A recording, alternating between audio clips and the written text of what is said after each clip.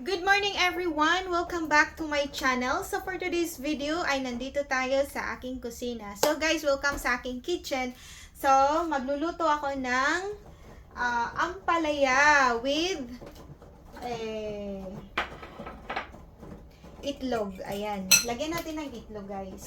So ay tara na, samahan nyo ako sa aking kusina. So ayan guys, magluluto na po tayo. Dito lang tayo magluluto. At ilagay na natin yung ating mga sangkap dito. Yan. Ilagay natin yung ating mga sangkap. At yung itlog na binit ko siya. Nakabit ko itlog. So, ganyan siya guys.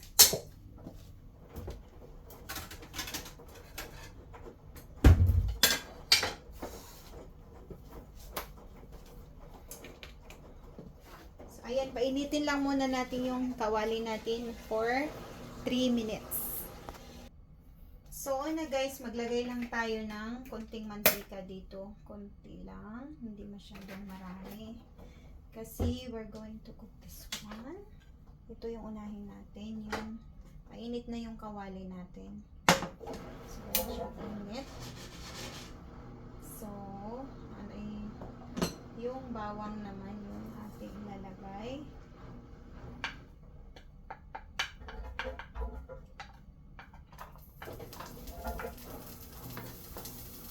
Ibang bawang. So, magluto na tayo at pasarapin natin ang ating niluluto guys. So, ito lang ang tanghalian namin kasi kahapon nag-seafoods kami. So, gulay naman ngayon. So, ganyan. And then, habang naghintay ka ng brownish, dito sa gilid naman yung ating sibuyas. So, sweet, ano to guys? Yung sibuyas, sweet siya. So, ganyan. Ganito lang magluto, guys.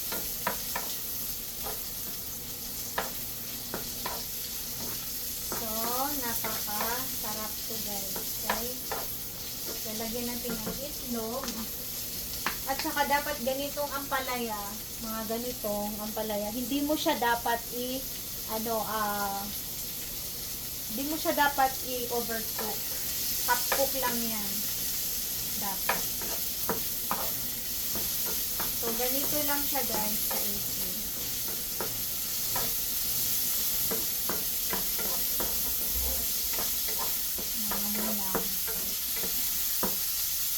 So, ayan. Sinong may gusto nitong ampalaya? Dito mga naman. Napaka-easy siyang lutuin. Saka, ganyan lang ako magluluto. I-brownish mo na. Ang bango, ang bango.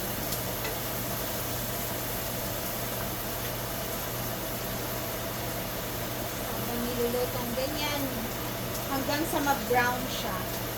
Tapos dito sa gilid, ilagay na yung itong kamatis. So, ganyan siya guys. Ilagay yung kamatis. Ayan. Ilagay yung kamatis hanggang sa mag-soft yung kamatis. Ito, pa-brown muna yung ating sangkap na ito. Mga ricados natin, i-brown muna natin para mas masarap. Kalahati dito, tapos kalahati rin yung kamatis. Tapos balik ka rin na lang yan para paghalo. Ganyan. O, diba? Ganyan lang guys, kaisi magluto.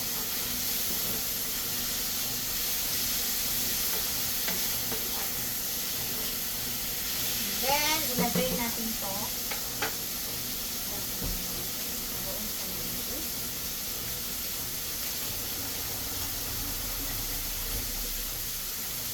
Be sure guys, kung magluluto kayo ng ampalaya, hugasan nyo muna bago nyo hiwain lahat ng gulay. Hugasan nyo muna bago hiwain. So, of course, ilagay natin yung ampalaya. Ganyan.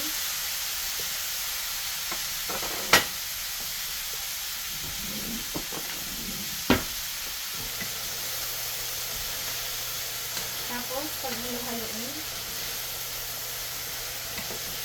ganito lang siya, guys.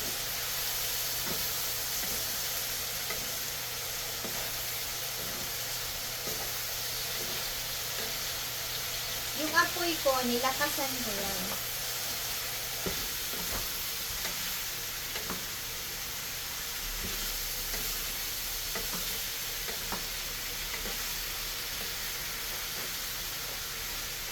So, ganyan siya, guys.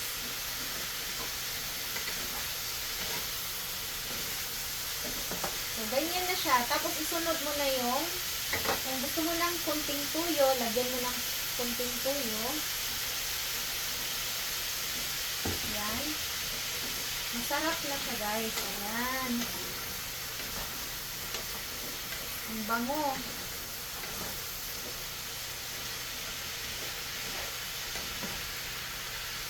Oh, ang bango niya, oh.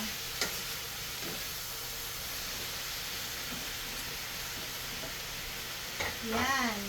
O, diba? Meron na tayong ampalaya. Hello guys, for today's video, luto na naman ako ng ampalaya dahil mausok. Kailangan guys, ang sikreto sa pag-ano ng gulay, lakasan nyo lang yung apoy pag malapit na siyang maluto. And then, ilagay natin ang ating beaten eggs. Ilagay natin dyan, ganyan. At saka,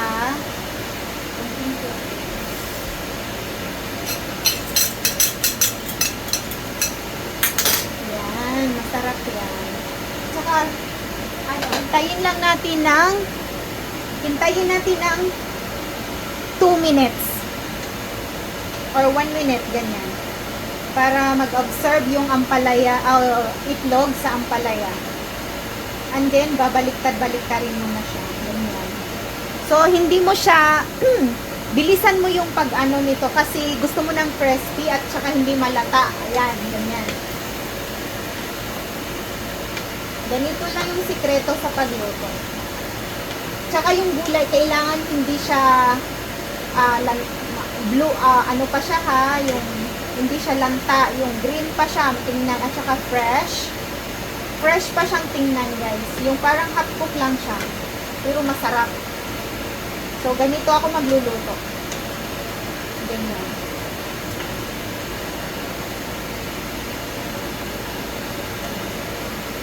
How? So, ganyan lang.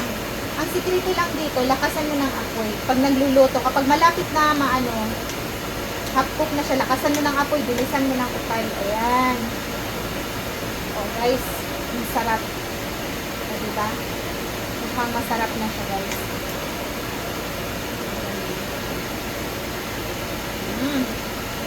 So, ganyan lang siya. Pag, ano, hindi yan mapait, guys, kasi huwag mo siyang ukay-ukayin ng masyado. Ganyan lang. Hinalo lang natin dahil sa itlog. Alright, tama na. And then, let's